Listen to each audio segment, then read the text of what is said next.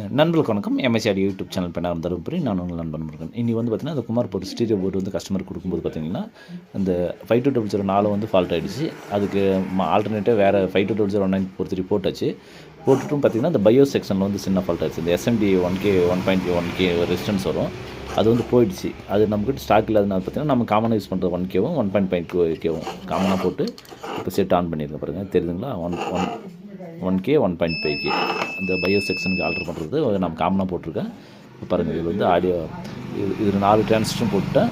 இது bio section. அதில் வந்து பெரும்பாலும் 2 பயோ செக்ஷனும் ஃபால்ட்டு. அந்த 2 பயோ செக்ஷனும் பாருங்கள், இந்த டிரான்சிஸ்டர் ரெண்டுமே கழட்டிட்டு பயோ செக்ஷன் ஒரு டிரான்சிஸ்டர் வந்து ரெண்டுமே கழட்டிட்டு புதுசாக போட்டிருக்கேன். இது லெஃப்ட் ரைட்டு, இதுதான் ஆடியோ ஃபால்ட்டு.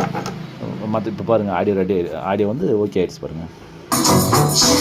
இது ஒரு சாம்பிள், இது ஒரு சாம்பிள். இப்போ 2 சேனலும் ஒர்க் ஆகுது. இதில் என்ன கம்ப்ளைண்ட்னு பார்த்தீங்கன்னா, கஸ்டமர் கொடுக்கும்போது 5200 4மே ஒர்க் ஆகலை. அந்த பயோ செக்ஷன், அதாவது ப்ளஸ்ஸு ஸ்பீக்கர் ப்ளஸ் மைனஸை டச் பண்ணால் மட்டும் தான் அந்த பயோஸ் வந்து ஷார்ட் ஆகும். அது மாதிரி பயோஸ் ஷார்ட் ஆகிடுச்சு. அதனால் பார்த்திங்கன்னா, நாமளே டெம்பரவரி ஒரு சர்க்யூட் போட்டு இதை ஆன் பண்ணிட்டோம். இது வந்து குமார் KA 2421 மாடலு. இது வந்து ஸ்டீரியோ மாடலு. இது வந்து சர்வீஸ் பண்ணி முடிச்சுட்டு உங்களுக்கு இது மாதிரி ஏதாவது போர்டு சர்வீஸ் பண்ணால் கான்டாக்ட் பண்ணுங்கள்.